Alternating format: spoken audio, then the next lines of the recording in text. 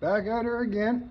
So today we're gonna do an inspection on a tractor like I said I would do, and I decided I'm gonna inspect the this old 685. It's 1989, and the hour meter says it has 1800 hours, and that's a little suspect. It's 36 years old. So anyways, what I'm gonna do is just go through a list the way I would approach this if somebody wanted me to look at their tractor and look at a tractor they seen online. And the first thing I would do is I would ask to be able to get a hold of the seller and talk to him myself. A lot of stuff nowadays is done through text or email, but when you're going to make a purchase like this, it's best to see if you can talk to the seller or the owner of the tractor before you take the time to go there to look at it, so you can ask some questions first. And I wrote some things down that are important, but these are the things that I always do. Before I go look at anything, I want to know the hours, model year, of course, and we know that this is an 89 Case IH 685 with 1800 hours shown on the hour meter. And the question that I would ask the seller when I contacted him on the phone is I would ask how long he owned the tractor. And in the second question, I would ask them when it was last serviced. And then I would ask them if the tractor has title papers. The reason for that is up here in Nova Scotia, where I live, if you want to be out on the road with a tractor, it has to be licensed and have a farm plate with no expiry put on it. But there's a tax situation with it too. So say if we go buy this tractor from a person, and if it's a business, he would have to charge tax. That's the law here. But if you buy a tractor and lug it home and you pay the guy, and then you decide you want to go up and down the road, to legally be on the road, it has to be registered. But also, if it's under 60 horsepower, it has to be, taxes are applicable. So that's important. I mean, if you're just going to buy a tractor and you're not worried about taking it on the road, that's one thing. But it does make a difference in the value of the tractor if the title moves along with it, because like for myself, I have to go out on the road to another field, and you know, if I'm out there without papers, I could get stopped, or in the event of an incident on the road, you know, you'd be in a kind of a pickle. And also they require insurance on tractors also. So having said that, then I usually ask the seller if he has any means to deliver, just to see if that can be worked into the deal if something goes on.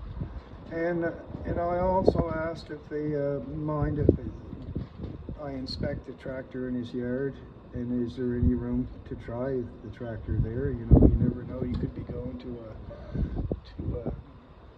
a subdivision where there's no real place to be doing this. So if you know that beforehand, you can be better prepared. And those are the things that I asked. And then I would set up an appointment and go in and have a look. Okay, the next thing that I would do is usually when I find out the model year of any unit I'm looking at purchasing, I usually go on online and I Google the tractor, and I bring up tractor data, and tractor data is a great spot. You can find out a lot of information on a lot of the used units. And I went on to this tractor data, and it shows me that you know, an 89 685 case was produced between 1985 and 90, and this is an 89. And in 1990, the value of the tractor with no loader on it was $22,300. It was built in England. But the important thing I want to find out of tractor data is weight, for a couple of reasons. So I looked on tractor data, and this tractor weighs 6,700 pounds dry, and it's got a loader on it, and I do know that the rear tires are loaded on it. And so I did the math on that. So this tractor comes in at about 8,000 pounds. That's 4 ton. So that gives me an idea what it would take to move this thing if we purchase it. So, you know, if it's 2 hours away and I decide to buy that tractor, I have to get it home, and if I don't have the means of getting it home, at least I could call some local trucking dealers and say, listen, I got to move a tractor, and they're going to ask what's going to weigh first thing, and you can tell them the weight, and then you can get an estimate on price for moving it for a certain area. Moving the tractor is a big part of the purchase too, because that's moving gear is not cheap, and so I find that out, and now I know the weight of the tractor. That gives me a good idea in what I'm looking for, because say if I was looking for a heavier tractor, that fits the need right there. And it's a great site to go to. And also, while I was on the site, it has all kinds. It has the weight, and it has the wheels, the transmissions that it has, hydraulic capacity. And I looked on that, and the capacity for the hydraulics on this tractor is for 2,500 pounds against relief. So that's a good reference point in testing. So when I know all that, then that's when I'll make a decision if I want to proceed and go down and look at it. And if you're not sure, sometimes you're looking pictures online, and maybe it's 3-4 hours away, and you don't want to take the time to take 4 hours on a wrist to look at something. If you're not sure, sometimes you can ask the seller to send you some more pictures on some different areas of the tractor, or if it's not clear. Just things to save time and eliminate waste of time. So yeah, that's the next part I usually address. Okay, we're going to start our inspection of the tractor, 685 case, and we're going to start with general appearance and take a walk around the tractor, have a look at some things. So I'll start in here. I'm looking on the side of the engine, and everything looks all right. It's got a block heater, and it's actually got an ether injector on it. A lot of the old tractors had that in there at the start. It's got a nice loader on it, a 2255, big heavy loader.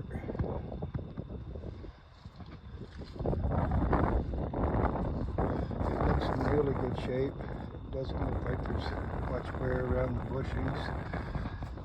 It's got a new alternator on it. Looks dry in there.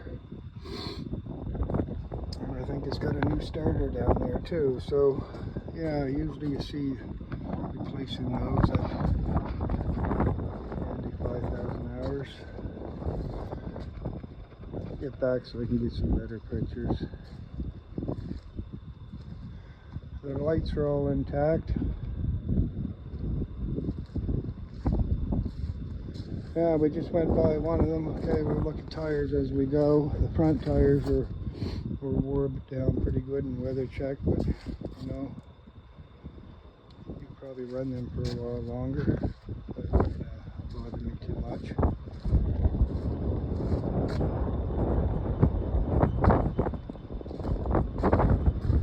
Yeah, the loader looks really good. Looking at all the bolts on this side, they all look nice and tight except for this one here. See that right there? The washer's loose, so the bolts on this loader should be snugged up.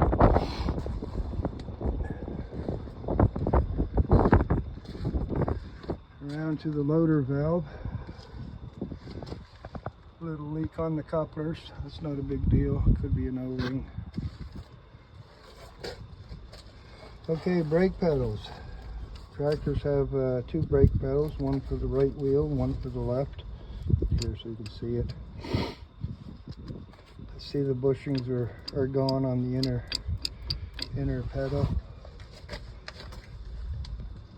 You look underneath it. The drive shaft cover's not bent up, which is good. Doesn't look like there's any dirt and debris in the shield. Back here, there's a wire in that little casing there. That's not bent, so this likely was never in the woods.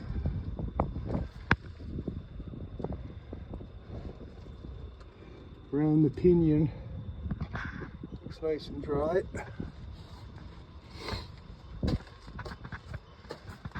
Okay, yeah, the controls the knobs are all on the controls, so that's a good thing. Back tires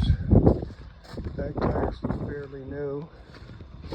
Now these rims, like I talked about, they have some calcium damage there, so there's a bit of an issue with that. It all can be fixed. Around to the 3-point hitch. It's category 2.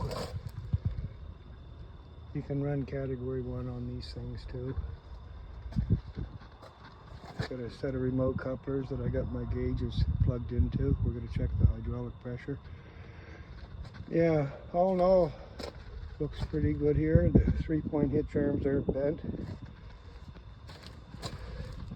Drawbar holes egg shaped, so that means she's been doing some pulling. You get around the back axles, nice and dry. That's what you want to see. The other side's nice and dry.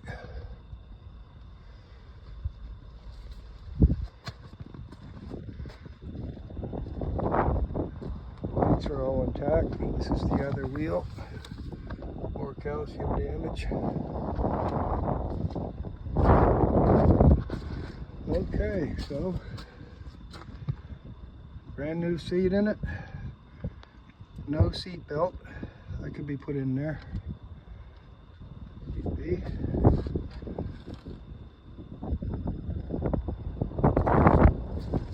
So,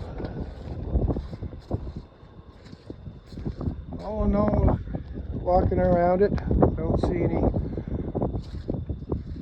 any bad leaks on it. You know, the tin work is, and the fenders are in good shape.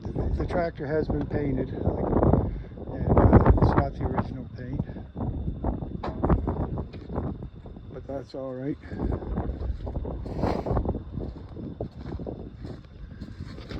Okay, we're getting in here in the front axle.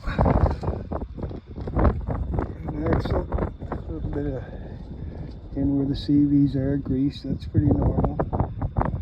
I don't see the rims wet. Yeah, well, might be a little weep on that seal there. And this side here, be a little weep, but you know, it's 35 years old. It's not dirty in the rim, so if you look in and the rims are all coated in dirt and grease, it's usually you got a seal leak in here. It looks like it has brand new inner and outer tie rods on both sides. That's a good thing. That's a common failure, and they're not cheap anymore. Okay, we got a VIN number for the loader. I noticed this before, we got the VIN number. Normally the VIN number on these tractors are on the other side. They're right here, but they're underneath the loader frames. It was moved up on the dash. And that's an important thing for ordering parts. Know what you have. Alright, I'm going to turn off and we're going to start this thing up. got a couple things on the list. Just went over it.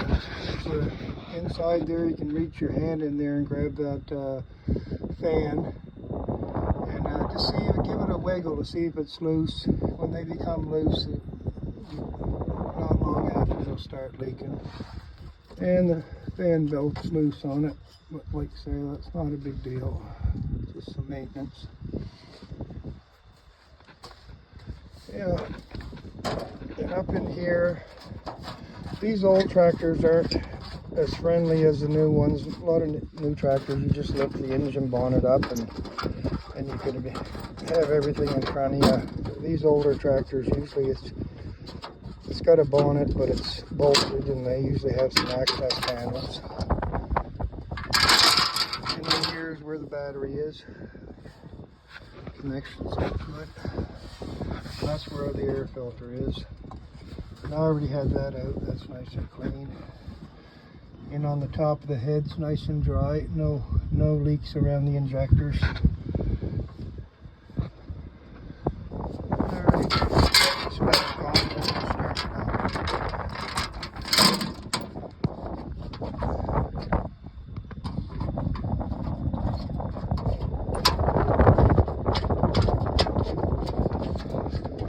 Bear with me. Put that on there, but I'll screw them down. They'll be flopped around. Alright, there's the driver's seat. Get the seat back a bit. So the gauges all look good. They're there. We're going to see if they're working. There's our 3-point hitch controls and our remote lever right there. This is a forward and reverse shuttle. It's got a mechanical shuttle. It's a synchronizer inside of it. It's all mechanical. This is our throttle. This is our high-low lever. And then we have four gears. So we got high-low range and 4 gears.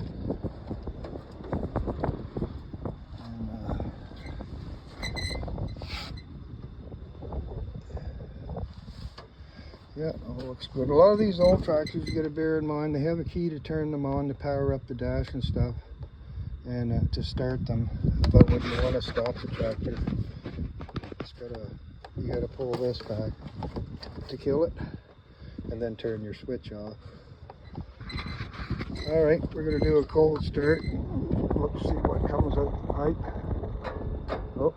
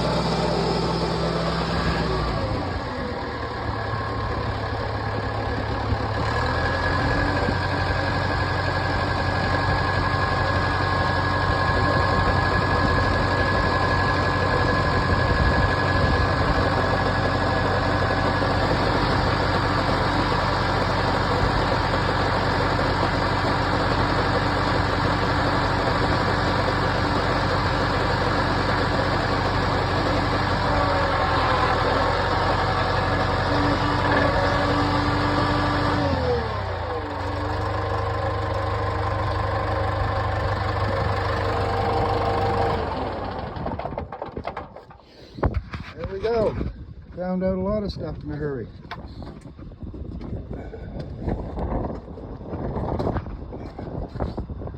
Alright, so it started up pretty normal, smoked a little bit.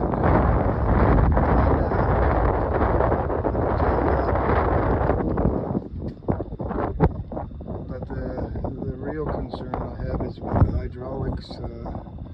The loader is going up jerky, lurching, and then the same oil that lifts the loader is the same oil in the back of the tractor for the remotes and use for raising and lower your 3-point hitch. And what I see on the gauge, like the data told me that this tractor should have 2,500 pounds, and it does, but it's got to climb up to here. I think there's well, I don't think. I know there's an issue with the hydraulics on this. It could be a filter.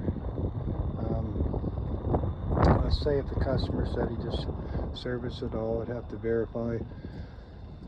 It could even be something as simple as a loose hydraulic filter sucking air. It kind of seems like air, but I don't know. That's something that has to be checked out. So here we are in the yard looking at a tractor, and then we come across that. So I'm going to continue on, and I'm just going to show you how I check the front end. Probably one of the most neglected parts of the tractor is the front axle. But you know, even if a lot of guys service their tractor every year, change the oil and hydraulic filters and fuel filters, what I see in my experience is a lot of tractors that in the past have come here, and usually it's the front axle that I'm dealing with, and a lot of it is due to improper maintenance. This tractor has new tie rod ends. That's really good. If you let tie rod ends go on these things, the wheels will be shimmying back and forth all the time, and you can't really see it until it gets really bad, but that puts strain on your wheel bearings and your seals and stuff, and then you'll start getting leaking. And in the worst case scenario, you know, if you have a wheel bearing go on one of these 4-wheel drive tractors and the rollers in the bearings drop into the planetary, these are a planetary gear right here. Those 3 things are there's gears in there, and there's a sun gear in the middle. If that flies to pieces, then you're in a world of hurt, because you could spend, if it blows right apart, you could spend 10 grand on one side. So it's pretty serious, the front axle. And another thing why they kind of get neglected is there's no dipstick on these bigger ones. The small compacts will have a dipstick on top of the axle on those small bevel type axles, but these, well, as you can see right here, that's perfect. When you haul that plug out of there, the oil should be right at that level, and it should be clean. There's a magnet on that plug. It only holds about a liter of oil, so it's not an expensive thing to do. I change mine every 2 years for the hours I put on it, and generally when I change the oil, it comes out crystal clear. But the big thing about changing this oil, there's no filtering system in there. It's bearings and gears, and gears are always cutting, and so all that debris stays in there, and it'll get into the bearings, and that can create a failure. So you get that oil out of there replaced, and that's your best maintenance for it. So I'm going to show you how I check the front axles. I got the front of the tractor lifted up on its loader, and one thing that will tell me is if it's going to settle down and it's staying up. There's not a lot of weight on that, but it'll tell me, you know, if that started dropping quick, it would tell me that the cylinder packings could be bad on it. I got strain on the bucket and the lift cylinder, so I normally do that. To check the wheels, 4-wheel drive or 2-wheel drive, if you get on the top of the wheel, you put your hand, and you push, you should feel no play, and there's no play there. And I got the phone in my hand, but if I grab this wheel on each side and rock it side to side. That will tell me the play on the tie rod, inner and outer tie rod end. And these are new. There's no play in that wheel at all. And the other side is the same. So that's an easy way to check your front end. And you know, you got to be careful, keep your feet back because the tractor's up in the air. And just do that. Now, if it doesn't have a loader on it, then you have to get some jacks and some blocking, which isn't a big deal, and block the front of it up and do just what we talked about. And yeah, so the front end looks pretty good on this. It looks like they spent some money on it. All in all, and it's got a ROP, so that's a bonus. I think I mentioned that.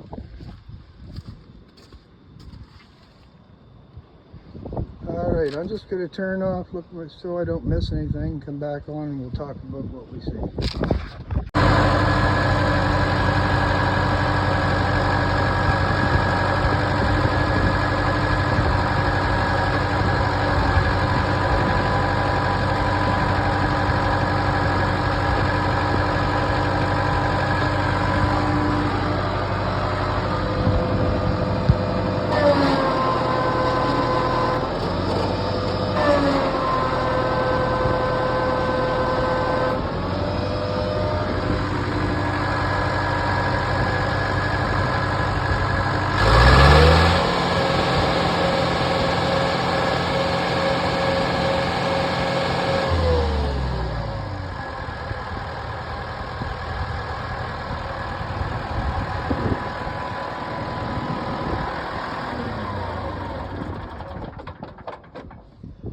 Alrighty, so I got that figured out, and because that kind of surprised me. What it was is the remote lever here on this tractor's starting to seize up, and it wasn't putting it back into the neutral position. So the remote valve was actually staying open a little bit, and was creating that turbulence in the hydraulics, and I centered it back, and I'll have to lubricate that all up. So we cured this in a short amount of time. So yeah, the loader's working fine. It's strong. I picked it up. I did a couple other things. I didn't do it on camera just because of time. I checked the safety neutral switch on the clutch pedal. So to start this tractor, you have to have the clutch pedal down, which is a good thing, and it's a must.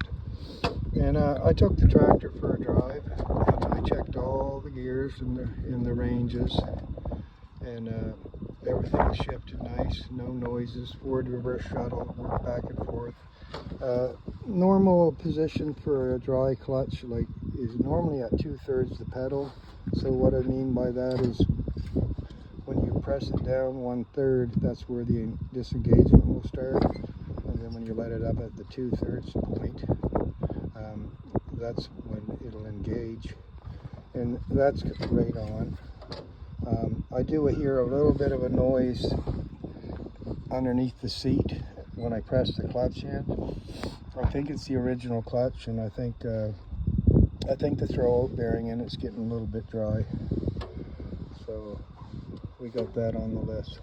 So yeah, we correct the problem pretty quick by just checking a few things out.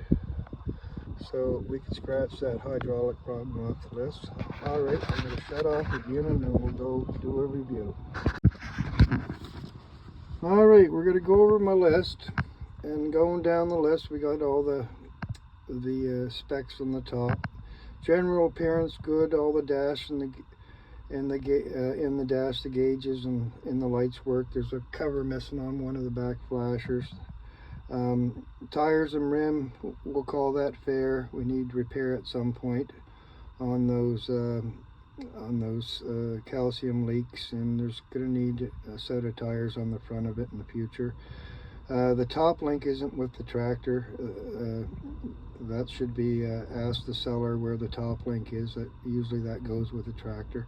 And the drawbar has a little wear, but not a big deal. Brakes, the park brake doesn't work on it. the brakes work good on it. I tried that out. Each side is pretty well even. The brake pedal bushing is gone there. That's not a big fix. The engine sounds like it should to me. You know, on that cold startup, they usually start up a little snotty, but once you start using them, they clean up, and they did. I took it up and down the driveway, and it doesn't smoke when you're running it. Yeah, actually, the tractor hasn't done a lot. I think it needs to have something hooked onto it to work it. It'll do it some good. Say it had a recent service. Transmission shift's good. Front axle seems good on that. In safety, it's got a ROPS on it. That's nice. Should have a seat belt put on it if people are working on hills and stuff. And the operator's manual, there's another thing to ask when purchasing a used tractor. Ask the owner if he's got an operator's manual. I tried the PTO and the 3-point hitch, and they seem to work fine. The clutch pedal operation was normal height, but the throw is noisy. Loader operation is good, and condition is good. No oil leaks. Hydraulic pressure's right on it, 2,500 pounds. And the hitches, everything is all good on it. So basically, that's the overview on this tractor, things to check. And yeah, so putting an assessment on that. Okay, so what a person could take that to the field today and put it to work. You know, the tire issue is going to have to be addressed at some point. What else do I see there? Seen a little antifreeze leak that I'd like to see fixed up. But all in all, it's in pretty decent shape for a 35-year-old tractor. And you know, I don't know, to put a value on it, it's really hard for me to do. But what I do know, if you go to town to a dealer to buy an 8,000-pound tractor, you know, with 70 horsepower today, it's going to cost you between 70 and 100,000 to buy that tractor. And I do know what this was purchased at about 4 years ago at $10,000, which is a pretty good deal, I think. And the value of the tractor, with just because of the increase in the value of the cost of the new tractors, you know, this tractor is a pretty able tractor, and it's probably worth between 10 and 20,000, no problem, in comparison to go buy a new one that's going to do the same work. So yeah, so that's kind of an overview on what we found with that. Oh, I forgot to mention, you know, I checked the four-wheel drive on that. The four-wheel drive engagement is easy to check when you got a bucket on. You can go put it into a manure pile or a pile of gravel. Just watch to see if that front wheels will slip on it. And that tractor has a clutch pack. It's there's a toggle electric button on the dash that you engage the four-wheel drive, and normally when you're going slow and you hit that button, you're going to feel it go in and out of four-wheel drive. And on the mechanical engagements, you can usually feel them go in and out too, so you can verify that with front wheel slippage. Yeah, so that's our review of this old 685, and all in all, I think it's a pretty good old tractor. And thanks for watching, and bye for now.